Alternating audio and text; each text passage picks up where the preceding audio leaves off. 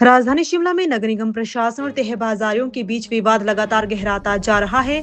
अतिक्रमण हटाने की कार्रवाई के बाद लोअर बाजार में कारोबार प्रभावित होने से नाराज तहबाजारियों ने सोमवार को उपायुक्त कार्यालय के बाहर प्रदर्शन किया और नगर निगम प्रशासन के खिलाफ मोर्चा खोल दिया।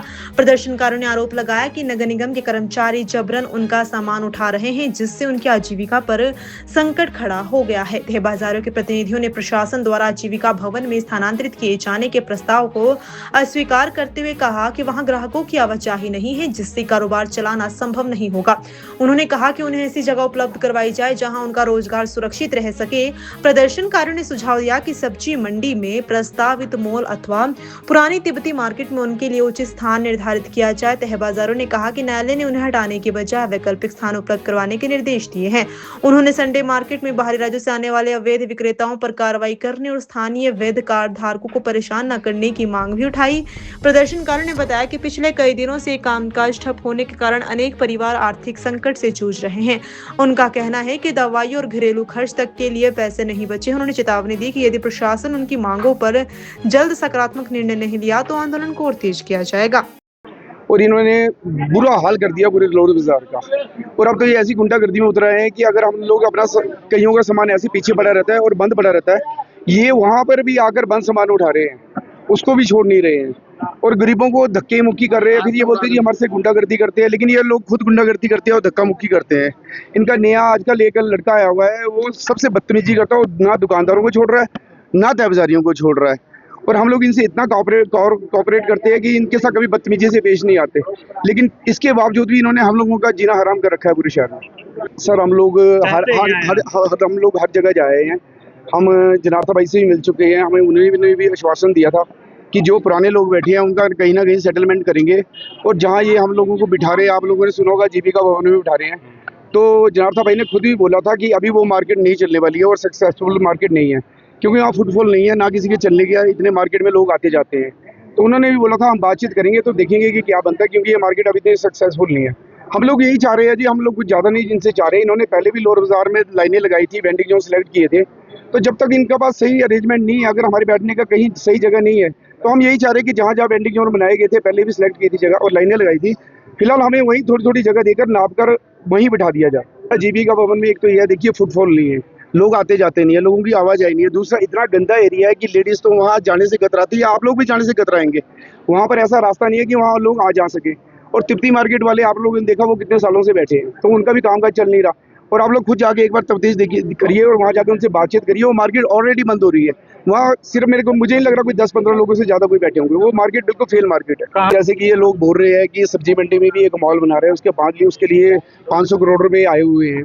अगर उस मॉल में जैसे औरों को जो दुकानें बनाएगी, अगर हमारे लिए वहाँ दुकानें बनाएंगे तो हमें वहाँ जाने में भी कोई एतराज़ नहीं है। और इसके साथ ही अगर ये तिब्बती मार्केट जहाँ पुरानी मार्केट थी, अगर वहाँ पर अगर हमारे लिए स्पेस बनाया जाता है तो हम लोग वहाँ भी जाने के लिए तैयार है, क्योंकि वहाँ ऐसी मार्केटें हैं, ये लोग ऐसे रास्ते हैं कि वहाँ फुटफॉल है, वहाँ पर लोगों का रोजगार चल सकता है। तो हमें कहीं जाने के ऐसे हम लोगों को बैठने का कोई शौक नहीं है सड़कों पर। अगर हमें कोई सही जगह देंगे जहाँ हमारा रोजगार चलेगा तो हम लोग खुशी खुशी जाने के लिए तैयार है।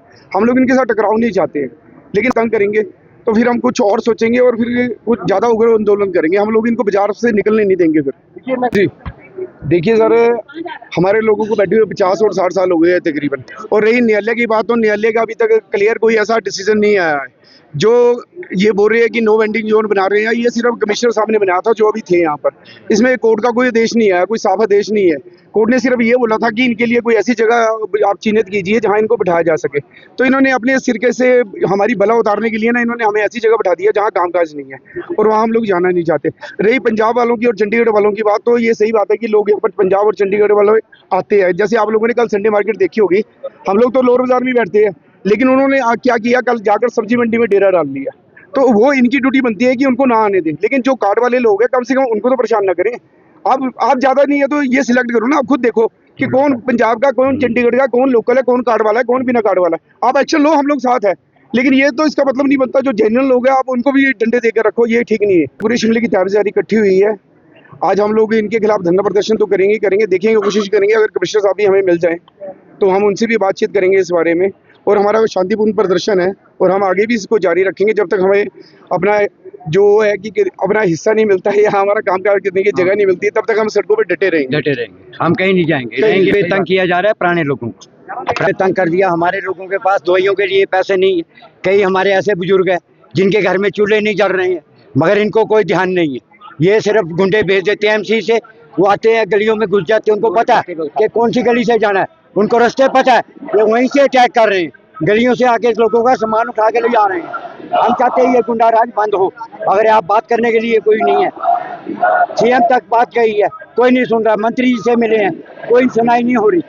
अब नए कमिश्नर साहब आए हैं, अब इनका कोई पता नहीं है कि सख्ती करेंगे कि भक्ति करेंगे, कि हमको उजाड़ दिया जाएगा। इसलिए हम उजाड़ना नहीं चाहते।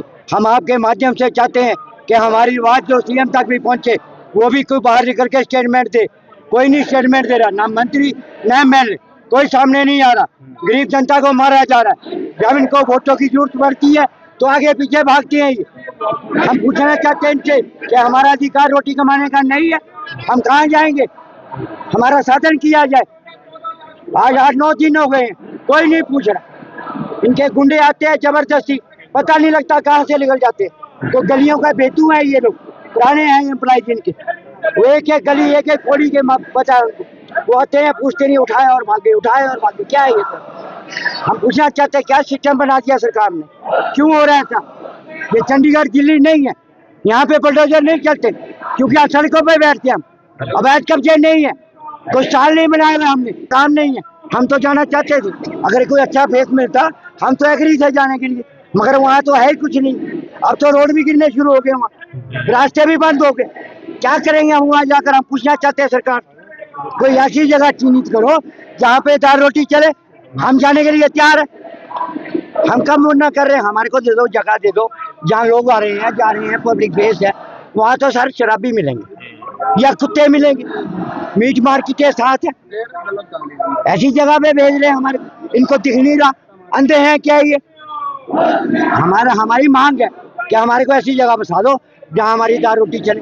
हम उठने के लिए तैयार हैं। अगर ये नहीं मानेंगे तो आंदोलन आगे बढ़ेंगे।